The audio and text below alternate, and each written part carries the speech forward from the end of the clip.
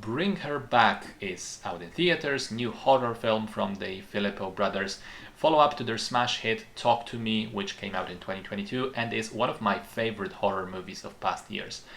This stars Billy Barat, Sally Hawkins, Jonah Ren Phillips, and Sora Wong. The story starts pretty bleak, and then it just goes worse and worse from there. Half siblings, Andy and Piper, find their father dead in the shower and are sent off to the social services. Their mothers are both dead. And they end up living at the house of Laura, this woman who seems very cheerful and outgoing, but you can immediately sense there's something off, there's something crazy about her. And there's another boy also already living at the house, this utterly creepy, non-verbal little goblin named Oliver.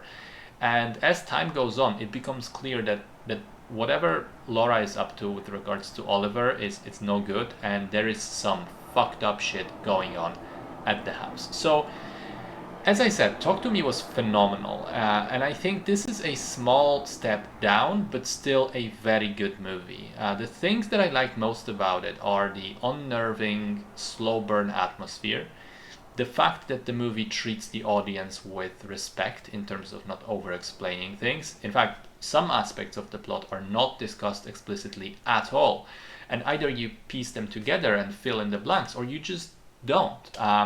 There are also elements like the grapefruit thing between the siblings, which are not explained directly at all, but you never have any doubt what they're about. The movie makes it very clear what's happening. So it's very clever writing, especially in an age where seemingly every horror film has to have that scene where the characters find a notebook and they go through the notes, and it's a step-by-step instruction or description of what has been going on to them, or they find a video recording or whatever else. Also, side note, there is a very creepy fake website set up as part of the movie's promotion. You can find it online, and on there you can actually read some in-universe sort of product descriptions and comments to them and so on, which help explain some of the underlying details of the plot.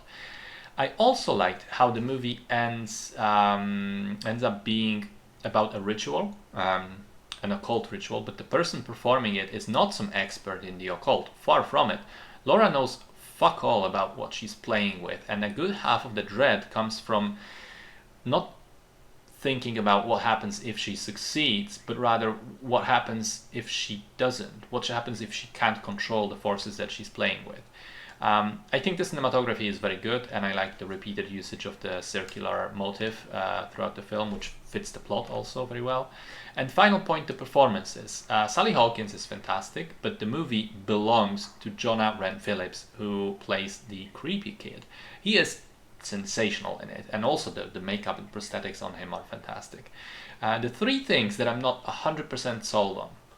One, it's the fact that the big shocking scenes in Talk to Me had to do with the depiction of hell, which was scary as a concept, as an idea, whereas this goes more for shocking gore, such as the knife and the kitchen top scenes.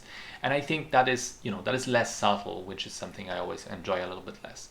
The second thing is the ending. I felt the movie didn't go as hard as I sort of wanted it to, but apparently the ending was changed after a friend of the director's died during production. So who knows, maybe originally it was something better was planned. And finally, the third thing is the themes. I think it's less strong thematically than Talk to Me was. And I know I keep comparing those two because I think there are in very many ways similar, even just playing with the idea of souls and what happens to them after death, and humans interacting with them in fucked up ways.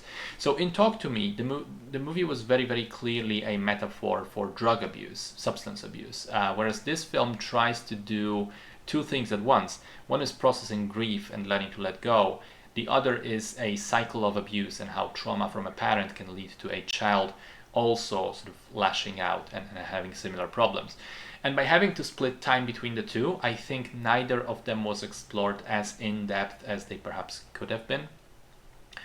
But those are all fairly minor points of criticism. Overall, the movie was scary, unsettling, super bleak and depressing, fantastically acted and well made on a technical level, and very respectful of its audience. Great film.